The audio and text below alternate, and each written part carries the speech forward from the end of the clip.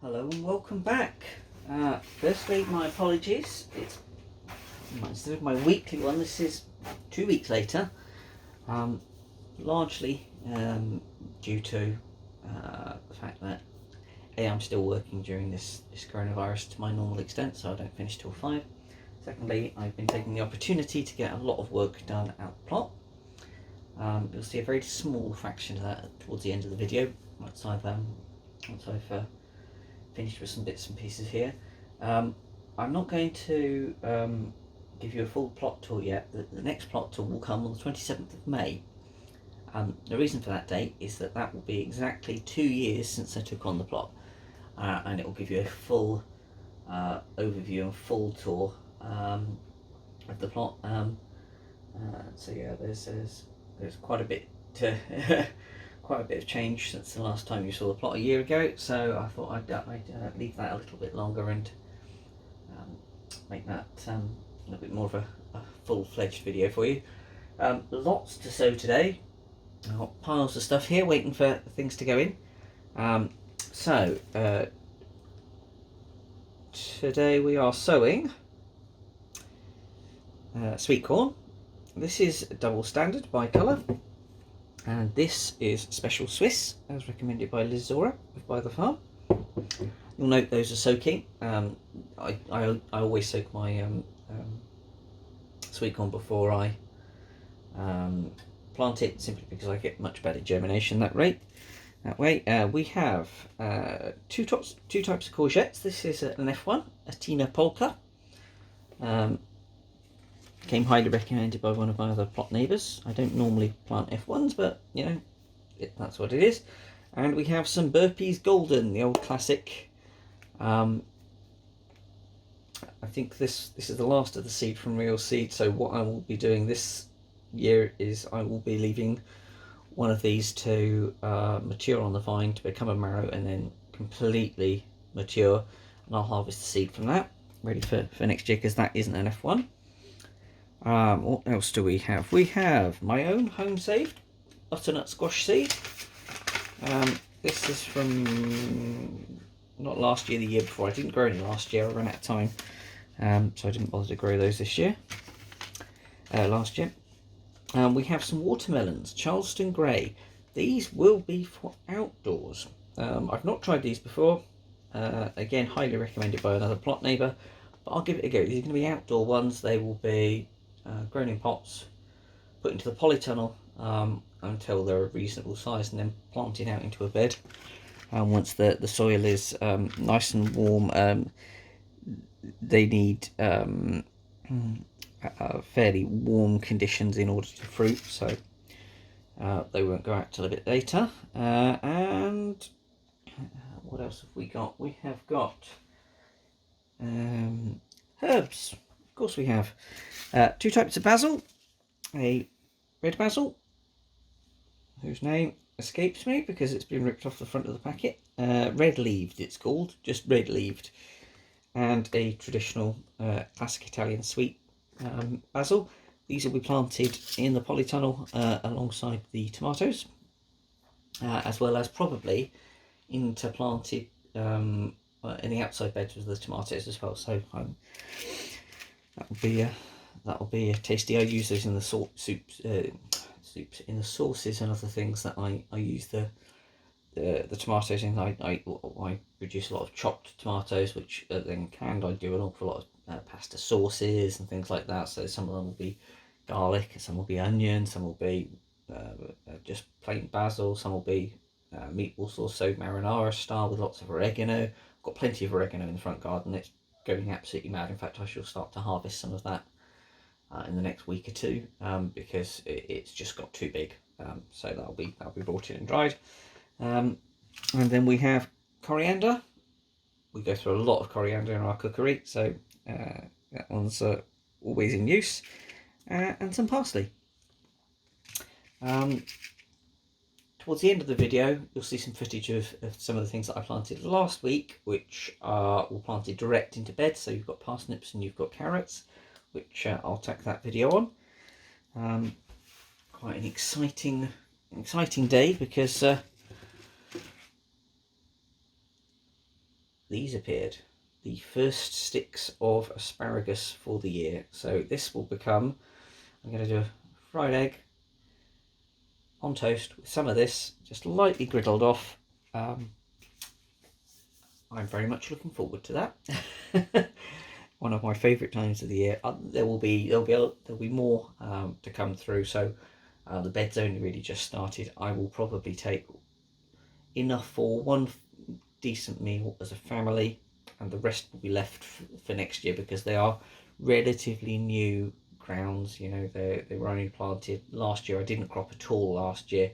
I do one light crop this year, and that'll be it. And then from next year onwards, I'll be able to crop as normal. Although I will probably still be a bit on the generous side in year 3, just so that you've got stronger plants for year 4 onwards.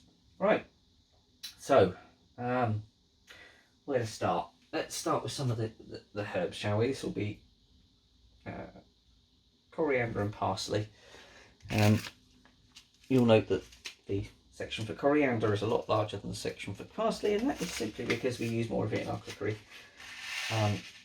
I love coriander seeds. They are so easy. They're huge. You can't mix them up. I normally put 3 into a cell. Gives me a nice little clump to plant out. Repeatedly harvest. Oops, I've gone into the parsley one there. But they're big enough that you can recover it. Yeah, we use a lot, so I'll take some fresh. We use lots fresh in salads and Mexican. And, I quite like it in curries. It just gives a nice sort of fresh hit to things. And then I'll also harvest some to dry over the winter months, where it's not quite so prevalent. Okay, so that's coriander.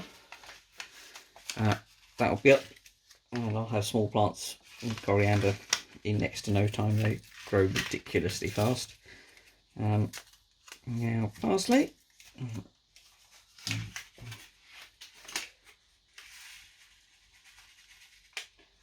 Parsley is a lot finer seeded. Looks very similar to sort of a caraway type seed.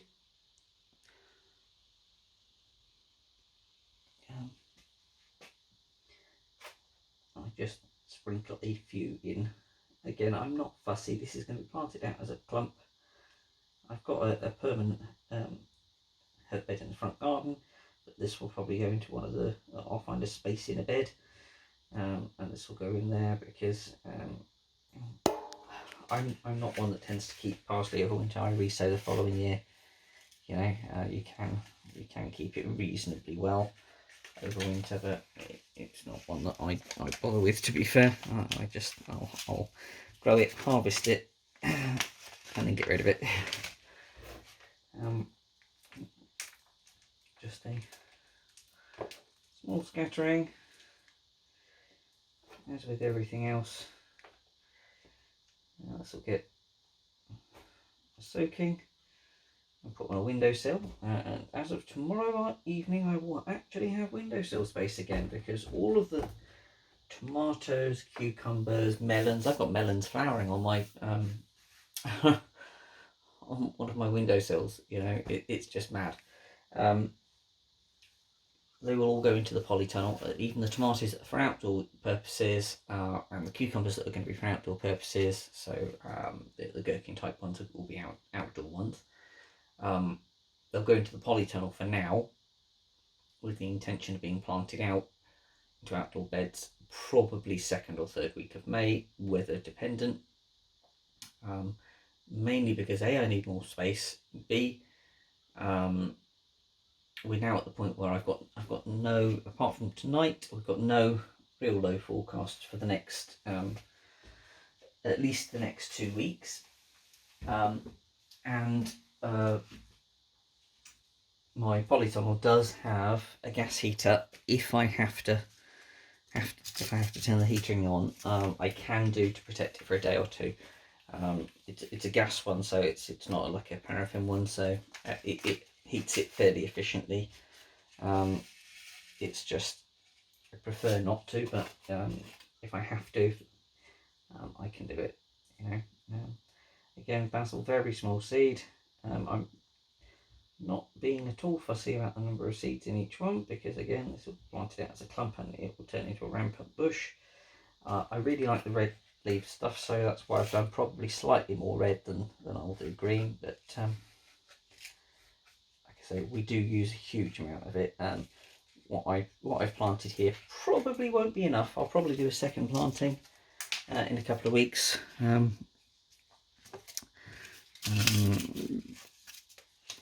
Yeah, this will produce a lot. I mean, there's, what's that, 3, 9, 18, 36 little plug plants that will produce a little bush of basil. It's a fair chunk, but it probably won't be enough. I'm aiming for 75 kilos of tomatoes this year. I managed to get 25 kilos last year, but I got dreadfully hit by the blight, and the ones that did survive were largely the ones that were indoors, and they were tiny little cherry tomatoes, which is great, except that that's not really much use if you're making pasta sauces and things. It's just not, doesn't provide the volume that's necessary for that. So most of my focus this year is on outdoor tomatoes and ones designed for cooking use, so that we can get enough to preserve, because I have got some salad tomatoes, obviously. I've also got some sun gold, which we used when we planted in the previous video, but yeah, the aim for the majority of what we use, I mean, we love them when they're fresh, but they just don't stick around long enough. So right, what's next?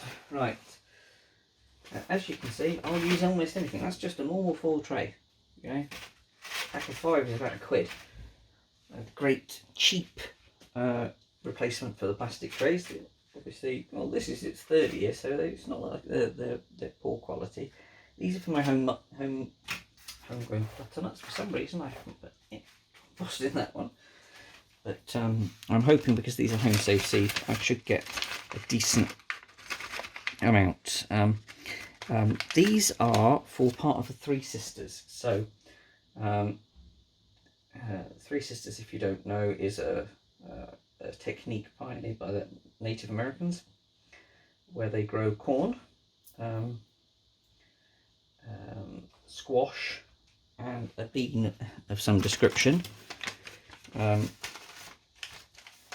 all in the same patch, with the intention being that the corn goes up,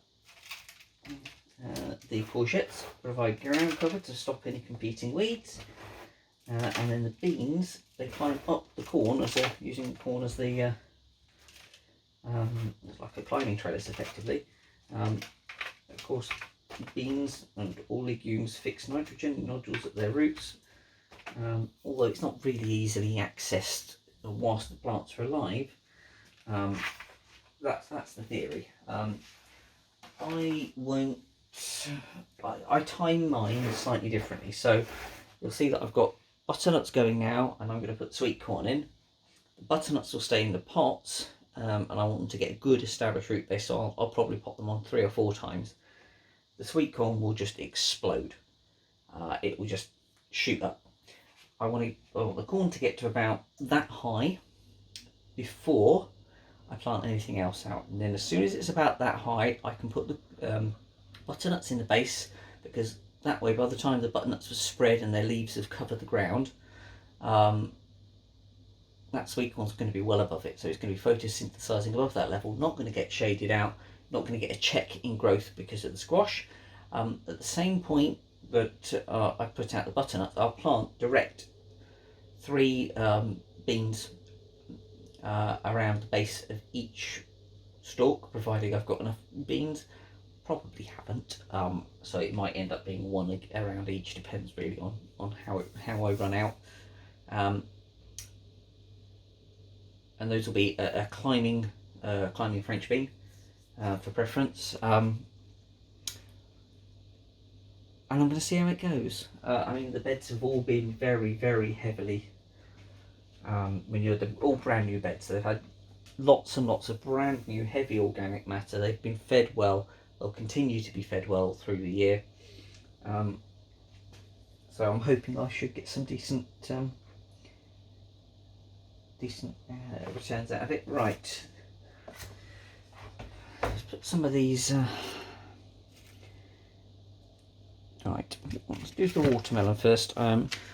Watermelons go absolutely crazy, so I'm only planting 4. They're only going in a 6x6 bed, so I don't want zillions. So I'm going to plant 2 seeds in each of these, and I will thin it down to the best one from each. And those are again Charleston Grey. Is the type.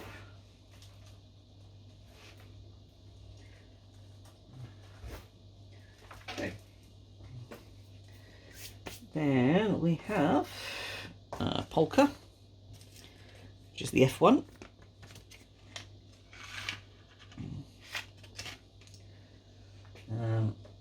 6 pots here.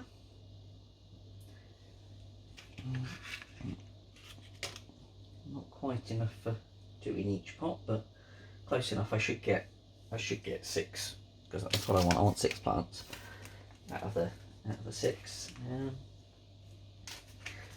And again, I'll keep the strongest and dispose of the others. Again, the plan for this is a 6x6 bed, and I'll have a 3x3 pattern for the courgettes. That means 9 courgettes, which should be enough to feed me and most of the developed world in courgettes, judging by my past experience. Oh, I have a 6th one. Let's plant one in there, just chuck it in there and see what we get. But I only need 5, but at least I've got a backup. So yeah, that's that.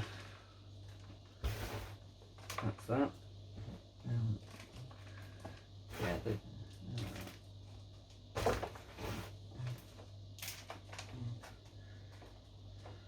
yes, I'm being quite careful about the melons this year. Last year I bought grafted, very expensive mind you, grafted watermelons from Sutton's. Sutton's, in their infinite wisdom, sent me a bizarre hybrid squash thing that I didn't realise. It produced watermelon coloured fruits. You take it off, it's quite ridged and knobbly. I was thinking, that's very strange. I've got 3 really huge ones. We're talking quite big, weighty ones. Thinking, brilliant, can't wait to sink our teeth into it. Cut it open, and it turns out to be some form of pumpkin or squash, so it's obviously not been bred true. And in allowing that to spread, so last year because it looked like it was producing fantastic watermelons, I said you can take over the polytunnel. So it ran all the way up the sides. I mean, this is a 6-metre polytunnel, all the way up the sides, all the way up the ceiling. It went round the other side and climbed up the tomatoes and the cucumbers out up the other side. It just shaded everything else out and killed everything else off, basically. But I let it because I thought, brilliant, fantastic. It's growing really well. Yeah. Then I went away for 2 weeks on holiday, and it became Day of the Trifids. And again, I'll pop a couple of images up towards the end of the video, showing my Day of the Trifids picture when I got back from 2 weeks away on holiday, and what the polytunnel looks like today. But yes, so I'm being very careful. Sutton's have offered to replace them with a different variety this year. That offer was made over 8 weeks ago. I've heard nothing since, and certainly no plants, so I'll keep an eye on that and keep you updated. But suffice to say, I haven't purchased anything from Sutton's since, because I couldn't trust it, quite frankly. Right. As I said, these are soaked. What I'm going to do is drain these off, and I'll plant the first few, and then I'll bring you back once they're all done, because it's going to be very boring for you otherwise. Right, let's drain. Supposedly there should be 50 in each of these jars, and now these are going into a bed. Planted fairly close. I'm going to use square foot gardening principles on it. The bed is 4.5 meters by about, geez, what's that, 4, 8, 12, 13, about 14, 15 feet, by about 5 feet. So I should get the majority of these 100 in. If not, I'll see if I can find a small block somewhere else as a backup, just in case. You never know. We do eat a heck of a lot of corn, both cobbed and preserved, as you know, like kernels just taken off the stem. So hopefully we'll do okay out of it. Right, I'll bring you back in a couple of minutes. Okay, and there we have it. It's only a few on the end there that we didn't quite cover. So yeah, so that's 1, 2, 3, 4, 5, 6, 7, 8, 9, 18, 27, 36, 45, 46, 47, 48, 57, 65 in there, and 35 in there. So 102. I've done slightly better than the old search. So 102 instead of 15 each pack. So yeah. So yeah, judging by last year, these will come up super fast. I will have to pop these on in probably less than 2 weeks. They come up ferociously fast.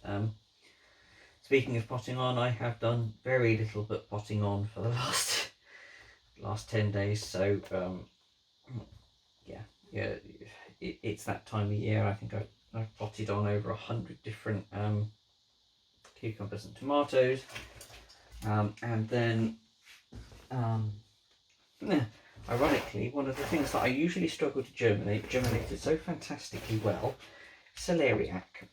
I've got over 75 celeriac from the sowings that I've produced. So yeah, I will be donating surplus to other plot holders.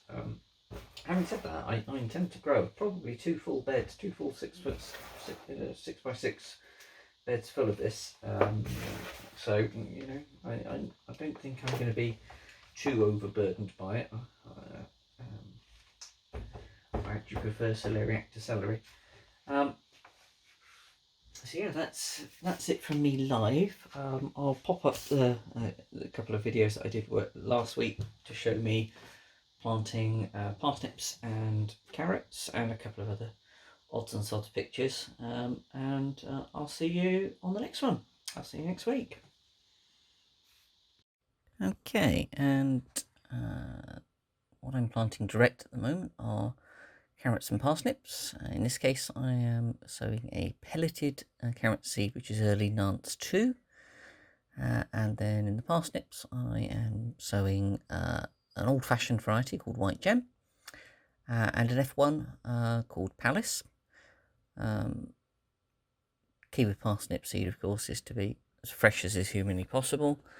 Now, in terms of sowing methodologies, I do them slightly differently. So parsnips I will sow in one go. That way they've got all sufficient time to grow throughout the whole season. And for carrots, I tend to sow pelleted seed in a couple of rows at a time, because there's more successional than parsnips. You'll see I have basically done some narrow drills, which I've then watered. You'll see that I've thinly spaced the pelleted seed, and then for the parsnips, you'll see that I've sowed them very, very thickly, primarily because there's quite a lot in the packet, and there's no point keeping them. So all that will happen is that I'll put them in to maximise the germination, and then I'll thin them down with scissors once they come up to sort of a station depth. That way I can be assured of getting it, it's not wasting anything, because otherwise the packet would have to go in the bin, because parsnips are very finicky about fresh seed. What you'll see me doing now is so once I've done the drills, I've watered the drills, I've put the seed in, I've covered them over, and now I'm deeply soaking that bed. And these beds are the ones that I created in one of my previous videos, which are 75 centimeters deep. So they're very deep beds, 100% pure compost. There's no soil in there, so there's no compaction. This is 100% organic matter, which means it's very open and friable. What you can see now, the two beds, all I've done is, once I've finished soaking them, is I have covered them in cardboard and watered the cardboard, and it's as simple as that. Now you'll see just a couple of pictures. These are some of the things that I've been getting on with this week, and at the very end I'll do the comparison of Day of the Trifids with the rather unruly squash / watermelon versus what it looks like now. Yeah, I'll see you next week, or actually in a few days probably. Normal service will be resumed.